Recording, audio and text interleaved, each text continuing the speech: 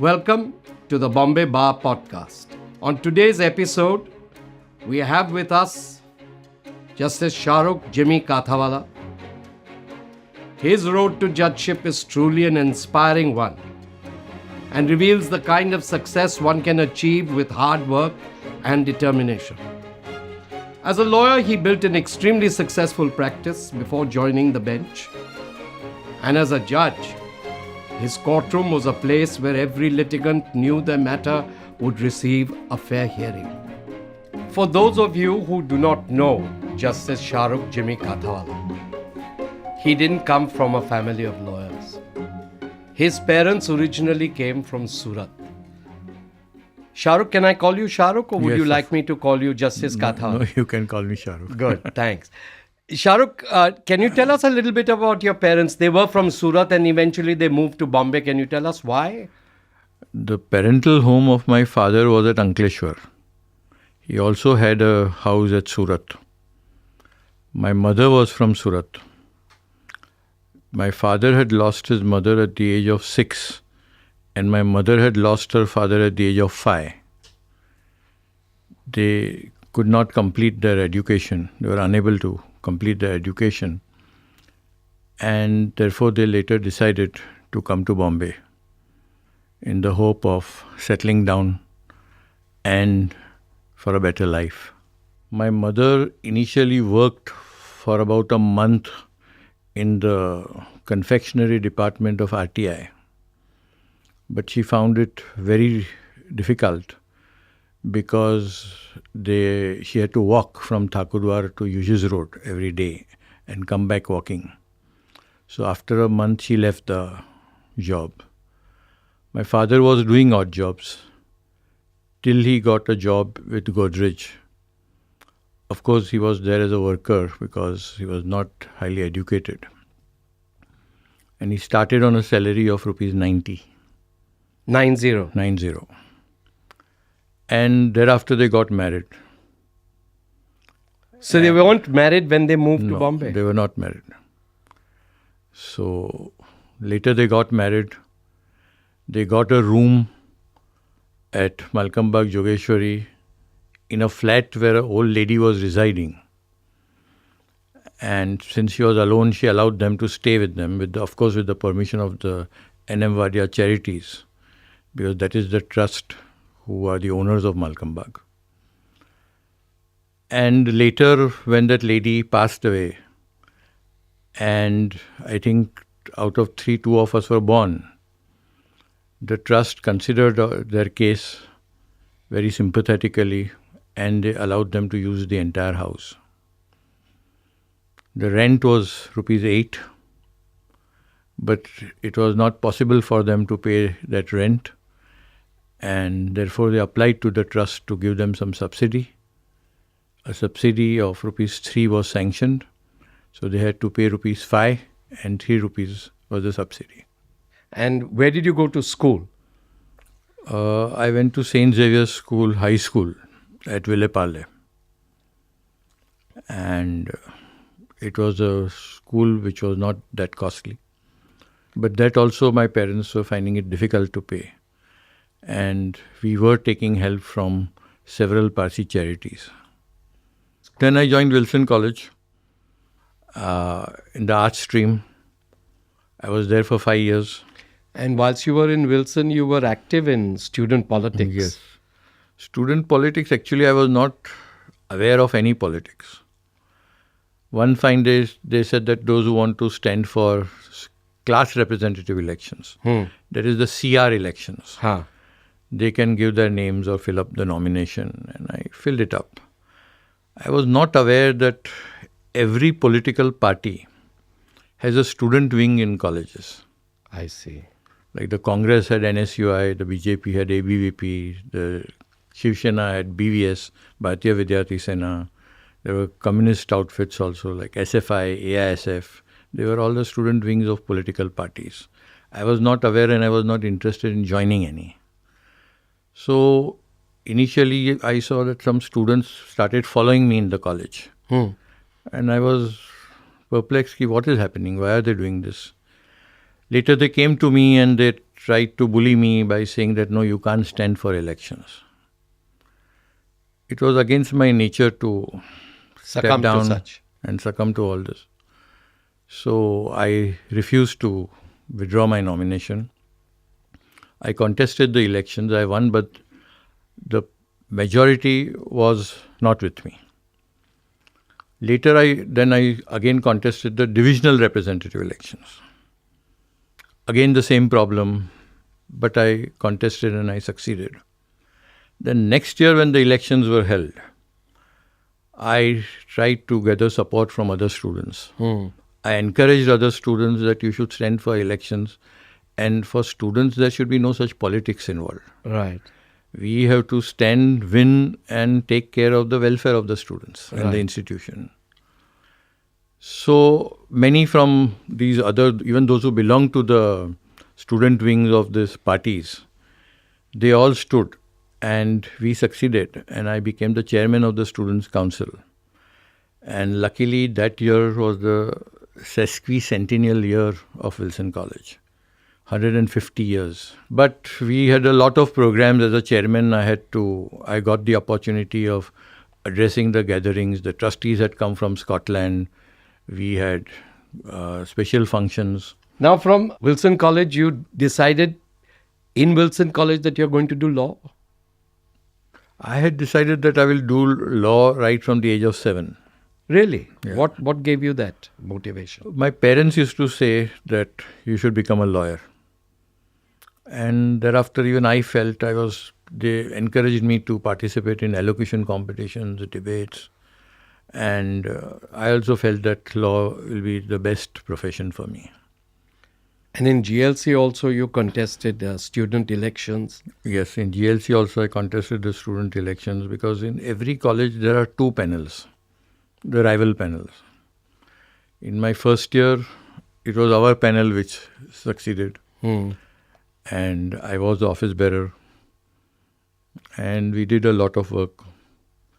In the second year, the rival panel got elected, but I was the only person from the other panel who was elected as a secretary. And they wanted to remove you They as were the certainly not wanting me there. And therefore, one fine day they passed a resolution saying that they don't have any confidence in me and I should be out. And I went to the principal. The principal said that it is very difficult for me to handle these students. No one is listening to me. And I don't mind supporting you even if you go to court. At that time, I was working as an apprentice, what is now called internship, in Mullah and Mullah. I went and told my senior that we are talking about becoming lawyers and do justice and all, and what is happening in our college is very shocking and disappointing. He called up Ghulam Vahanvati. And he said that he knew me also because I was working with Mullah Mullah. I was going to Ghulam and all these council regularly. So he said, ask him to see me. When I went, he asked me what has happened and I told him. So he asked his juniors, who were also known to me, that you file a plaint and move the city civil court and ask for relief, saying that these resolutions should be set aside. And these resolutions were passed at the right time when the annual day of the college was to be held. So they were not wanting me to participate in the college day, and they were not wanting my name to be there in any of the souvenir or any brochures as the secretary. So next day, one of his juniors, he prepared the plaint. We went to the city civil court with 2 of his juniors. And I remember it was Justice Athale. We took an ex parte order. It was a Saturday, restraining them from preventing me from acting as the secretary of the Students' Council. When the order was served on them the next Sunday, on Monday morning, I think Monday was the annual day. On Monday morning, they came to me and they said that we are moving Justice Athale for setting aside. This is an ex parte order. I was also a student. They were also students. So I rushed to the High Court and tried to locate Ghulam's juniors that they are moving the court, so you please come. They were all busy. So I went to Justice Atlay's court. I entered the box In person. in person. And another boy who was the secretary, he also entered the box. And both of us started arguing. And he said that this is the ex parte order and we have passed a resolution, which is a valid resolution. We were not heard and today is the college day. And in the brochure, his name is not shown. Then how do we distribute the brochure? Because there are several advertisements. The advertisers have paid several thousands of rupees. In the meantime, when the judge was actually fed up of us, P.K. Pandit came to the court. He was a well-known Yes. from City Civil He Court. was the doyen of the city. Yeah. And he told the judge that the principal has just called him up and asked him to appear in this matter because the college was also made a party. Okay. And he told the court that this is the problem. This side which has passed the resolution, they are creating havoc in the college. The principal is just fed up of them. And then there was nothing left for me to do. The judge immediately passed an order that if you have passed this resolution, and the brochures are to be distributed today evening, you go and get a rubber stamp made immediately, And put put it on his the name. brochure as a secretary, and announce in the college day function that he is the secretary. When they came out, they came with a worse order than that was passed earlier. When you were in government law, you had already started interning in Mullah and Mullah. Yes, I with Mr. Soli Kolabawala. Initially, when I was in my first year, up to afternoon or so, I was free.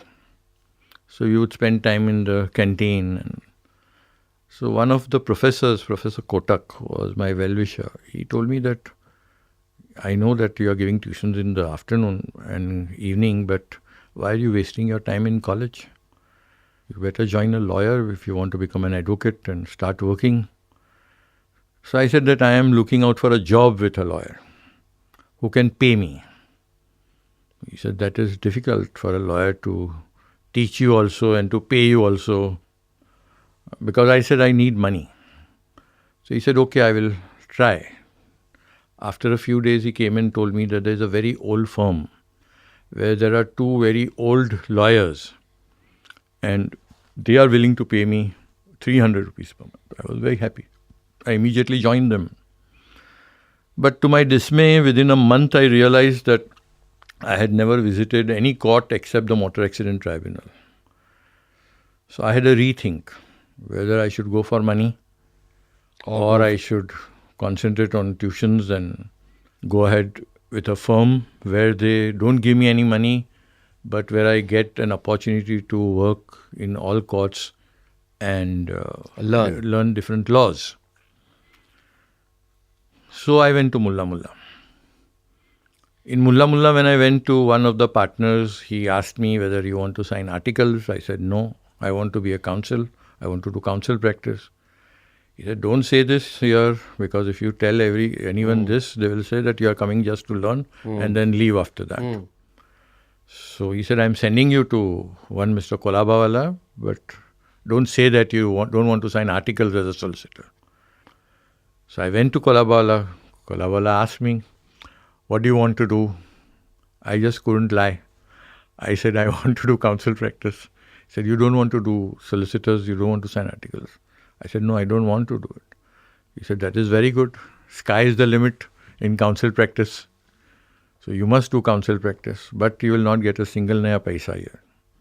So I told him that I know that we are not going to get anything here, but allow me to leave at least by 6 o'clock every day so that I can go and give tuitions.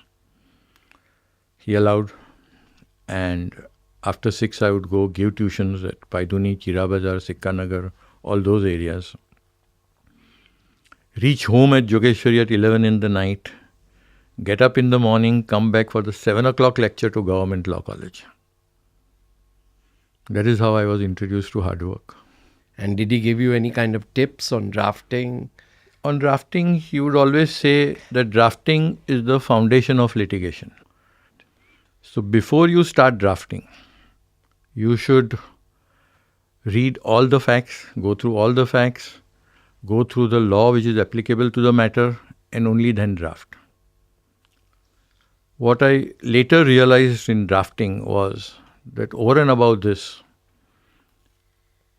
you should also have a foresight as to what the other side will answer to your pleadings, and take care of that in your pleadings, and try to weaken their defense. This is what one will learn with experience. But this is what I would like to, and I would always tell my interns. In my 14 years of career as a judge, I must have had 300 interns. Wow. So I used to always tell them that please follow this. You must know what will be the answer of the other side to what you are. And this you can do only if you have studied your matter very carefully and meticulously. Otherwise, you cannot. And then after you finished your law, you started practice straight away? I started practice with Rafiq Dada. Right. One of the best Undoubtedly. counsel. Undoubtedly. I remember, in fact, seeing you there. Yes. And who was your colleague there? Colleague was, within a week, Suresh Gupte joined Mr. Dada. So you A week started with after- Suresh Gupte. I You started had with- Suresh Gupte as your colleague in Yes. in the bench. Yes. And now you're sharing a chamber also with Justice Suresh. Even earlier, yeah, as soon as he joined Rafiq Dada, we were both strugglers. And as money-wise also, we were sailing in the same boat. So we know the problems of each other. So the first thing that we did was, when our practice started picking up and we had to buy a cause list, during those days we had to pay some 800 rupees or something. Yes. So we would pay 400 each and buy one cause list. We had one peon whose salary was 600 rupees. We would share 300 rupees. We had one account with Mrs. Gracious on the third floor canteen. So if he wants to eat anything, he would eat. If I want something, and by the end of the month, We would we share will it. not check who has had what and pay 50-50. That is why when we purchased the first chamber also, we were together. It is only after he became a judge, first I became a judge, then he became a judge, that then he sold his portion of the chamber to me. Okay. And later by 2013 or so, I think he became a judge. I was appointed in 2008. And he retired before me, about 9 months before me. So he came to me and he said that now if we practice, we will need a bigger chamber. So would you like to look out for a bigger chamber together? I said, I have no problems. I never had any problems with him. So I was a sitting judge. He had retired and he had started looking out for chambers. Then he told me that there is a good chamber at Free Press House, and that is how we took the chamber together. Though our work is completely independent, we share the premises. So what was your first brief? Who did you appear before? The first brief was before Justice Sujata Manohar. The first case, it was a writ petition where a very old Parsi lady, they were the owners of Premier Aerated Waters years back, which business had come to us complete standstill. But the phone was in the name of that Premier. So, and she received a bill of some few thousand rupees. That phone was shifted to her residence from that workplace since years. And she received a bill of few thousand rupees. So, she was shocked. She was in her perhaps late 70s or 80s.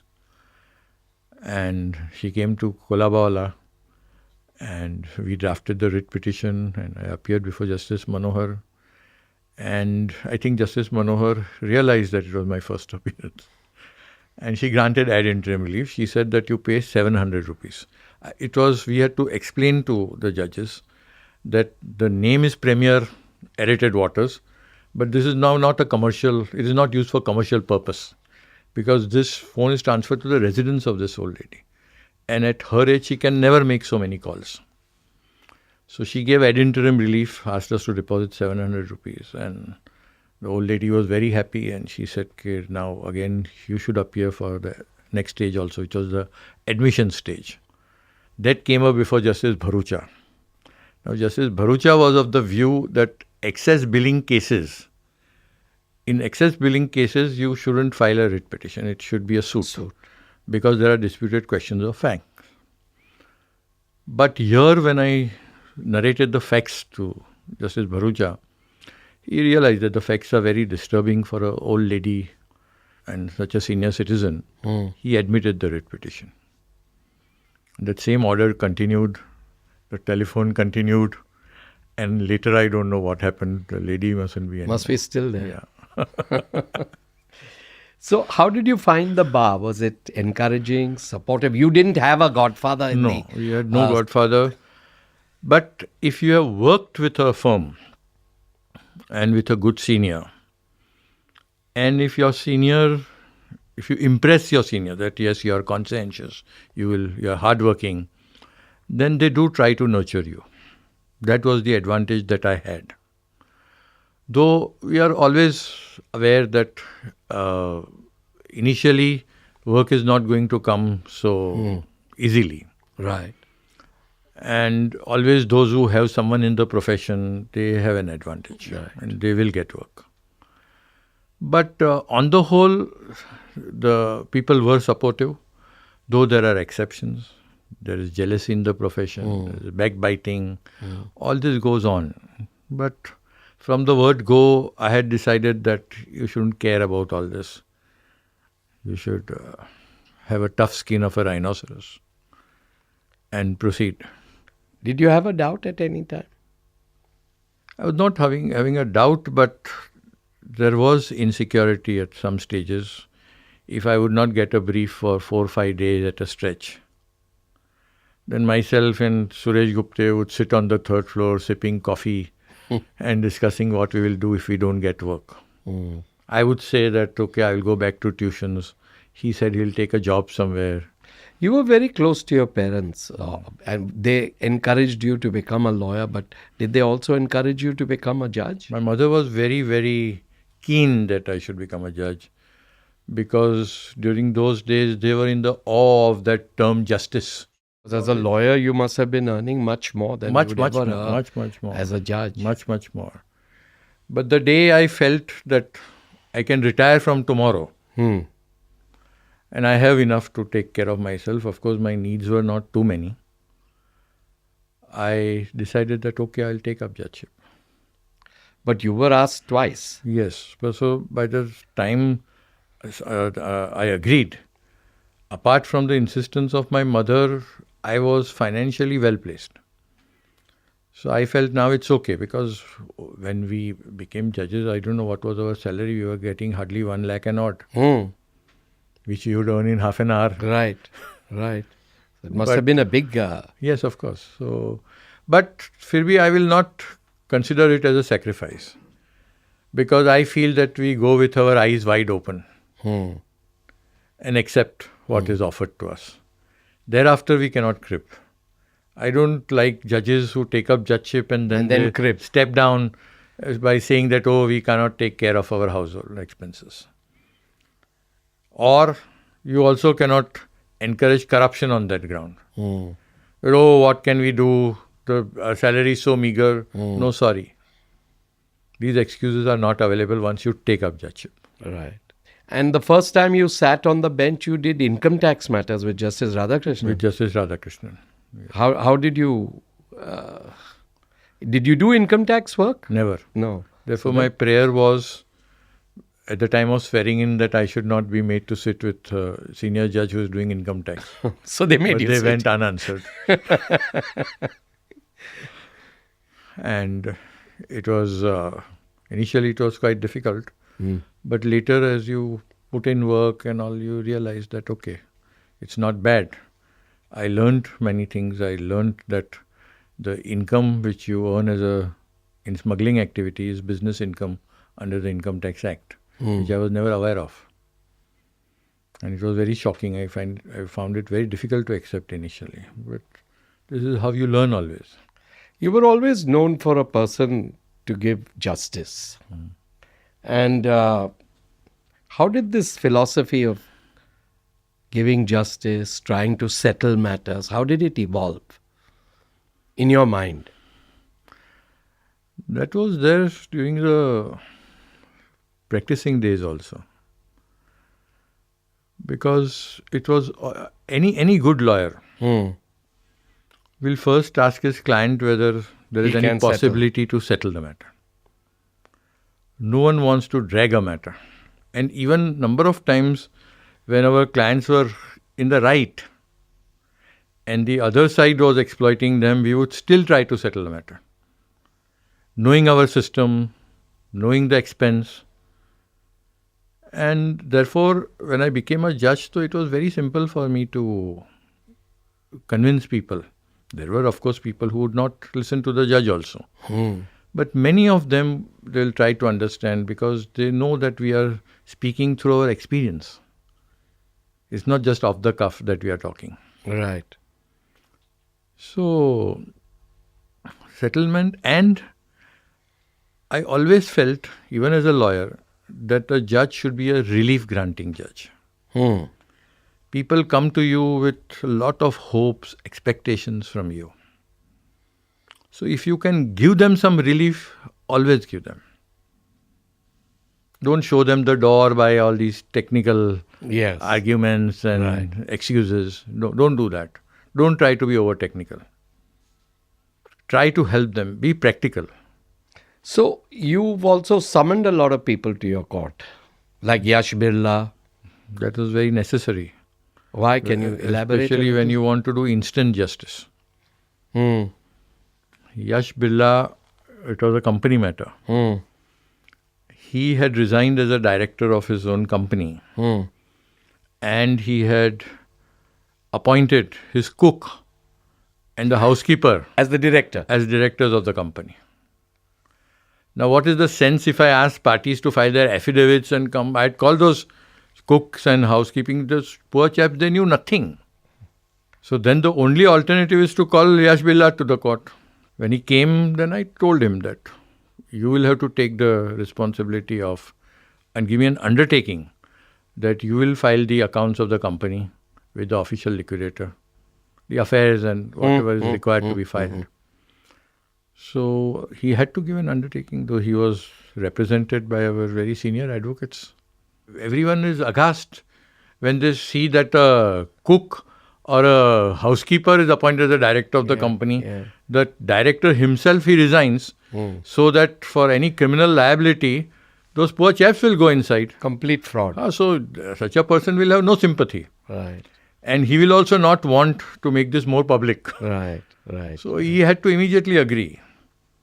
Another thing why we need people in court, I'll give you another example. A petitioner came to the court saying that I have a field where I have grown soybean crop. He showed me the photograph. The soybean crop was full-fledged. The field was full of that crop, well grown. And he showed me another photograph where the authorities with a JCB were removing and destroying the entire crop. So I said, what is this? So they said that the authorities, they want the part of the field during Mahashivratri, which was immediately next week, for that festivities. Oh. I said, this is just unbelievable. It's unpardonable. How can Completely high-handed and arbitrary. So I called the collector. Of course, now it has become simple to call them because they come through video conferencing. So their time is not wasted. Only when the matter is called out, they put their monitor on and they address us. So he and the CEO of the corporation or whatever that authority was, they came before me. First, they tried to give excuses saying that we are doing this because we had called a meeting and where the family members of this farmer agreed. I said, if you have called a meeting, I want to see the minutes of the meeting. I want to see the minutes of the meeting. And I want to see the signatures of the person who were present. You must have taken some attendance sheet. So they said, no, we don't have anything. And when they saw that this is not working, they told me that there is a 712 extract of this farm. on which there is that's the Satbara Uttara, on which there is an endorsement that during Mahashivratri for 15 days they will take possession of the farm. I said, under which provision of law? On a Satbara Uttara you put this endorsement, how? Correct. Again they had no answer. Then I took an undertaking from them that they will, whatever festivities they want, it will be on that public road. You can't use an inch of that farm. What happens to the soya crop that's been destroyed? That again, poor chap has to sue them for damages.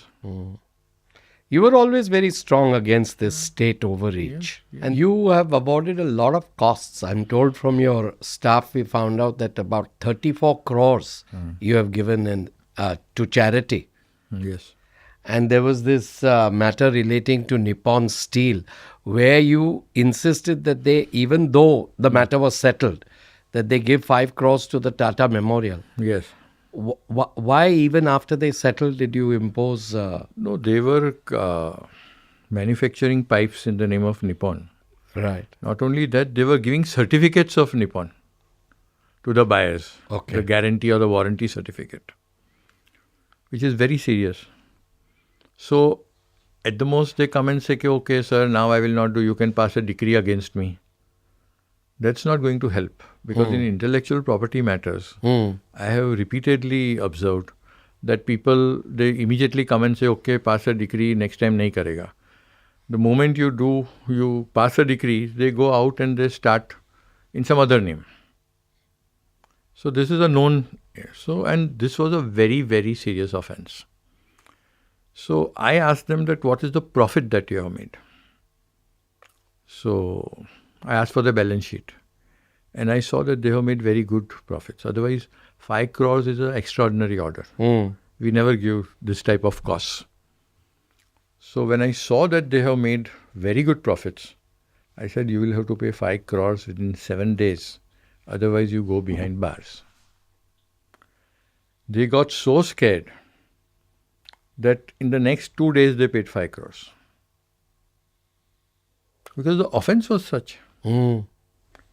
If the police would have taken cognizance of this, they would have been behind bars for a very, very long time. But you've always modeled your life on charity. You received charity when you were small and you have been giving back to charity. Which was your first charitable organization that you were involved with? I was not involved with any organization as such. I don't believe in giving charity to all these very, very big organizations. I would like to give it to these hospitals where you know how they are functioning. Right.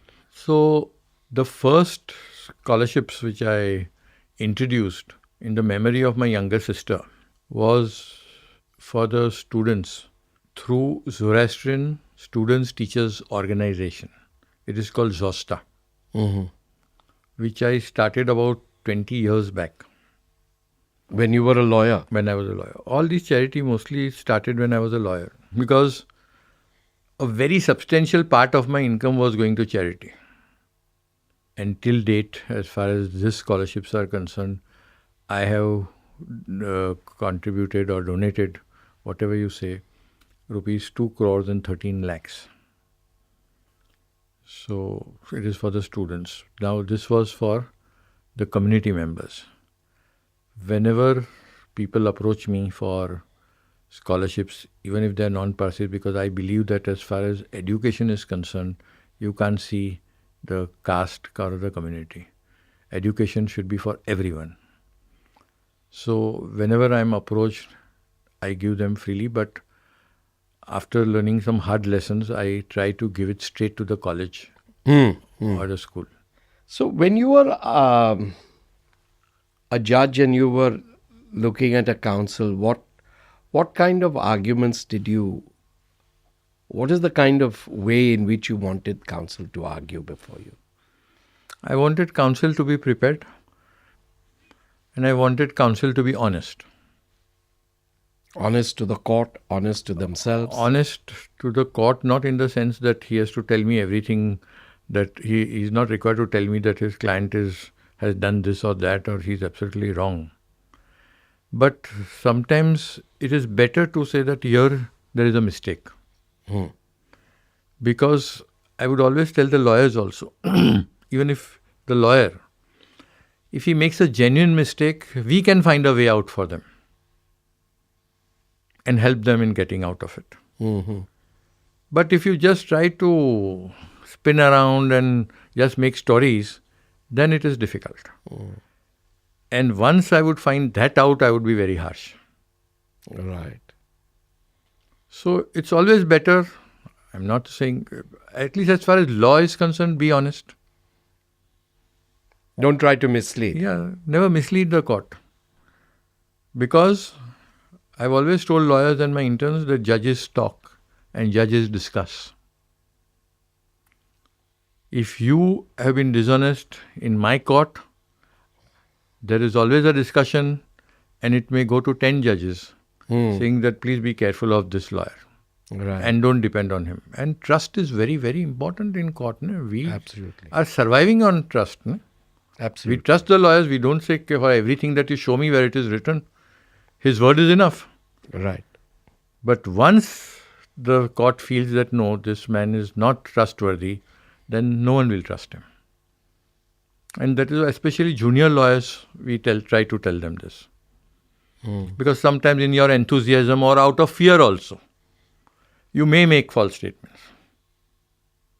But that in the long run will prove very costly.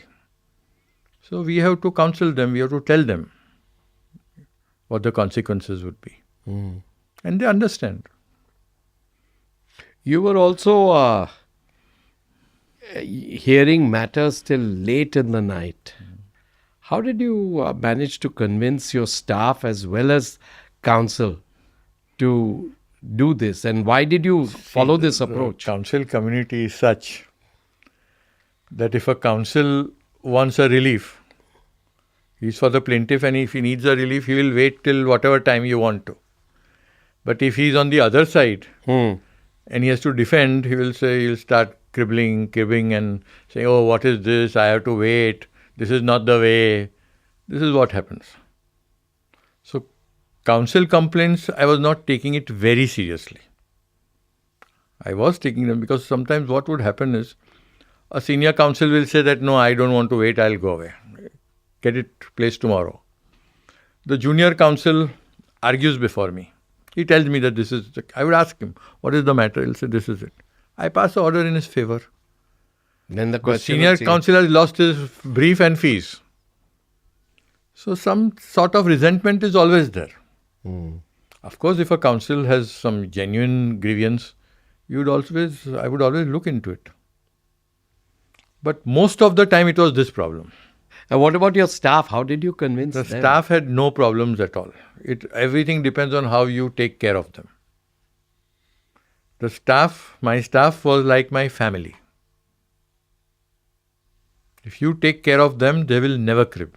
But you took care of them out of your own pocket. Yes, always. So, as I said, even before I became a judge, my substantial part of my income was in charity. Right. So, why not charity for those who work for you? Right. Charity begins at home. So now, to wind up, you had a career as a lawyer, you had a career as a judge. What would you tell your 25-year-old self today? 25-year-old self, I don't know, but I would like to tell myself that I should have taken up the judgeship earlier. So you would recommend that lawyers do consider. Yes. And Because very the job satisfying. satisfaction that you get there, money is always important. Right. You cannot say that money is not important. You Right. need money, and money is always important. But money is not everything. The job satisfaction that you get here as a judge, especially when you do all these matters, is immense. And that satisfaction, the lakhs and the crores that you earn as a counsel will never give you that satisfaction. One more case I'll like to tell you. Yes. During Diwali, I think it was in 21, about 19 people had filed a petition saying that the developer has taken our place for redevelopment, our flats, from the last 7 years. Occupation certificate he has obtained in February, but he is not giving us our flats. Why are you not getting your flats? No, now he says that you pay for the chajiyas. Now he says that you give us an undertaking that for 10 years you will not sell your ownership flat. I said, what is this? Once again, I summoned the developer. The next day it was Diwali, New Year. And I said that he has to come with the keys of this. There were 130 tenants. 19 people had collected some money and they had come to court. I said, tomorrow he has to be in court with the keys. When the developer's son came, I asked him, on what basis are you asking for the chajiya money? And why are you saying that you can't sell it for 10 years? So I said that there is a permanent alternate accommodation agreement with them, which you are supposed to provide. Is it provided in that agreement that they have to pay for the chajiyas? Is it provided that they cannot sell the flat for 10 years to come? He said, no, it was subsequently decided. When there is a written contract, there can't be an oral contract. I said, nothing doing, you give them the keys right now. There were people in my court who were 88 years old, 80 years old, 79 years old. You will see their photograph in the Times of India of 5th of November 21. They were tears in their eyes. They were distributing chocolates and kachoris in the court. And they said that, okay, now before we die, we will be in our flats now. This is how you can do instant justice. This is the job satisfaction you get. Right.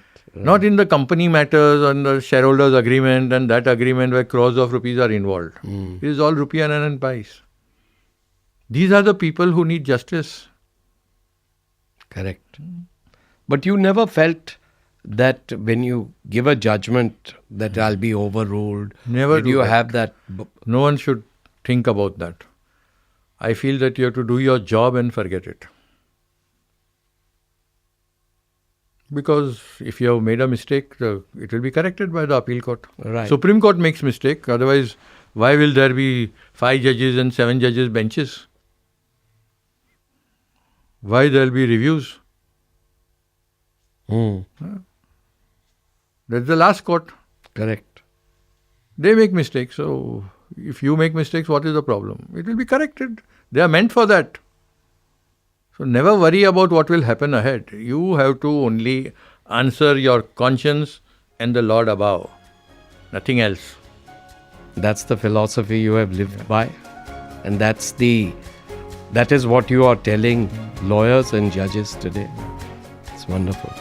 Thank you so much. Thank you. Thank you very much. Really wonderful. Justice Kathawalla's life is a true example of what one can achieve with hard work, self-belief and determination. You just watched an episode of the Bombay Bar Association podcast.